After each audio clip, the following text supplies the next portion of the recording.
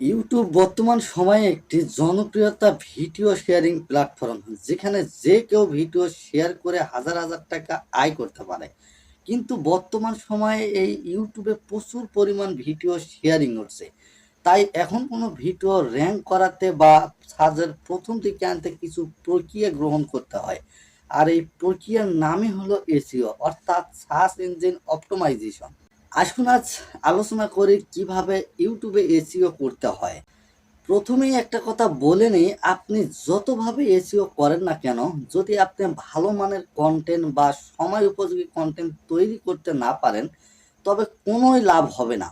তবে প্রথমে আপনাকে ভালো ভিডিও তৈরি করতে হবে, পরে এসইওর দিক মনোযোগ দিতে হবে। আসুন এসইওর ধাপগুলো নিয়ে আলোচনা করি। Number 1, keyword research. Keyword research নতুন ইউটিউবারদের জন্য খুবই গুরুত্বপূর্ণ বিষয়। কিওয়ার্ড দুই প্রকার হয়ে থাকে, প্রথমত শর্ট কিওয়ার্ড, দ্বিতীয়ত হচ্ছে লং কিওয়ার্ড। নতুন ইউটিউবারের জন্য লং কিওয়ার্ডটা বেশি উপযোগী। বিভিন্ন টুল ব্যবহার করেও এই কিওয়ার্ড রিসার্চ করা যায়। বর্তমানে টিউব বাডির সবচেয়ে জনপ্রিয় কিওয়ার্ড রিসার্চ টুল হিসেবে ব্যবহৃত হচ্ছে। তাই অনেক বড় বড় ইউটিউবাররাও টিউব বাডি ব্যবহার করে অনেক কিওয়ার্ড রিসার্চ করছে। আপনাকেও আপনার নিশ বা ভিডিওর বিষয়বস্তুকে কিওয়ার্ড রিসার্চ করতে হবে। যে কিওয়ার্ডগুলো সবথেকে বেশি সার্চ হয় কিন্তু কন্টেন্ট কম থাকে, সেই ধরনের কিওয়ার্ড আপনাকে বেছে নিতে হবে। Number 2, title. ভিডিও টাইটেল এসইওর জন্য খুবই গুরুত্বপূর্ণ। আপনার টাইটেল একটু বড় করবেন, কমপক্ষে 5টা ওয়ার্ডের উপরে।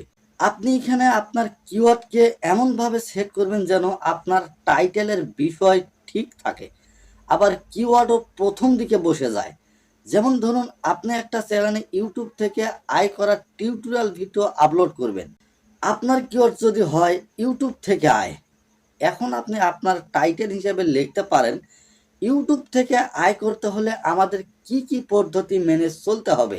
এই ধরনের কিছু লং কিওয়ার্ড এবং লং টাইটেল আপনার ভিডিওতে আপনি ব্যবহার করতে পারেন। Number 3, description. অনেক ইউটিউবার আছে ডিসক্রিপশনকে এড়িয়ে চলে যায়, ফলাফলে হিসেবে তাদের ভিডিও কারো কাছে পৌঁছায় না। চেষ্টা করুন একটু বড় ডিসক্রিপশন লেখার, তাতে 2-3টে কিওয়ার্ড সেট করবেন। একটা কিওয়ার্ডে 2বার করে রিপিট করবেন। তবে খেয়াল রাখুন, কিওয়ার্ড সেট করতে যেয়ে আবার ডিসক্রিপশন লেখার বিষয়বস্তু যেন নষ্ট না হয়। Number 4, tag.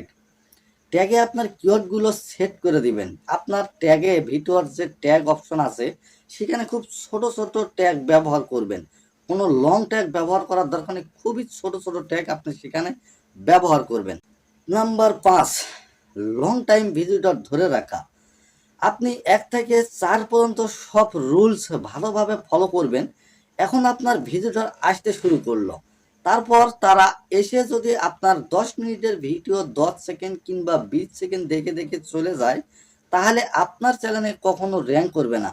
তাই এমন ভিডিও তৈরি করতে হবে যেন সেই ভিডিও 5 থেকে 7 মিনিট সেই দর্শক দেখার আগ্রহ জাগে। তাহলে ইউটিউব মনে করবে আপনার ভিডিওটা খুবই গুরুত্বপূর্ণ, তাই সেই ভিডিওগুলো অটোমেটিক র্যাঙ্ক করা শুরু করবে।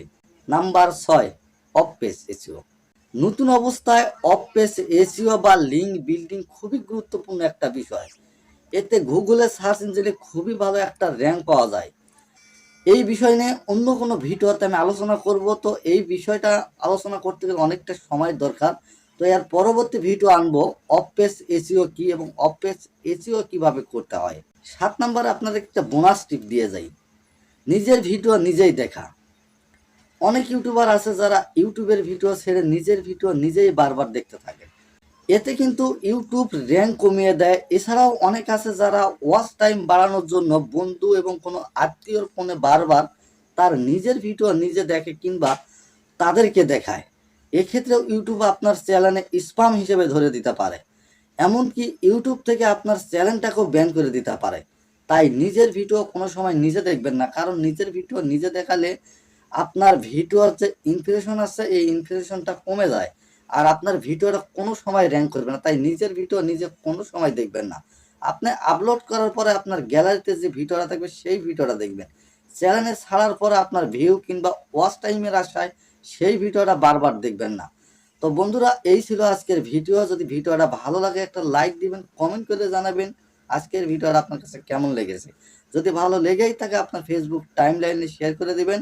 আর এইরকম ইন্টারেস্টযুক্ত ভিডিও পেতে হলে অবশ্যই চ্যানেলটি সাবস্ক্রাইব করে পরবর্তী ভিডিওগুলো দেখে নেবেন। তো বন্ধুরা, আজকের ভিডিও থেকে বিদায় নিচ্ছি। দেখা হবে আবারও কোনো নতুন ভিডিও নিয়ে। সেই পর্যন্ত ভালো থাকবেন, সুস্থ থাকবেন। আসসালামু আলাইকুম।